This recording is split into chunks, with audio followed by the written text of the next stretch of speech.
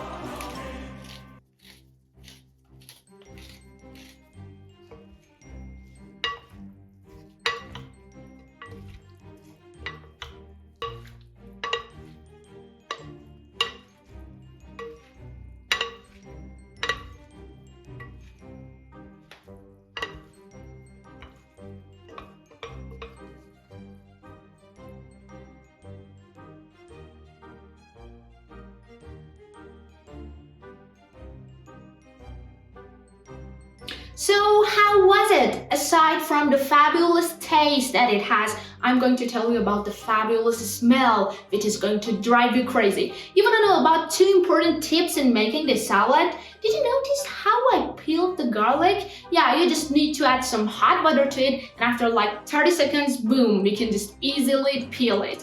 And the second point, if you don't want to make it too salty, I recommend you not to add any salt. As you saw, I didn't, because the soy sauce has some kind of salty taste, which is going to satisfy you. What would you like to omit in the salad, and what would you like to add? Tell me in the comments.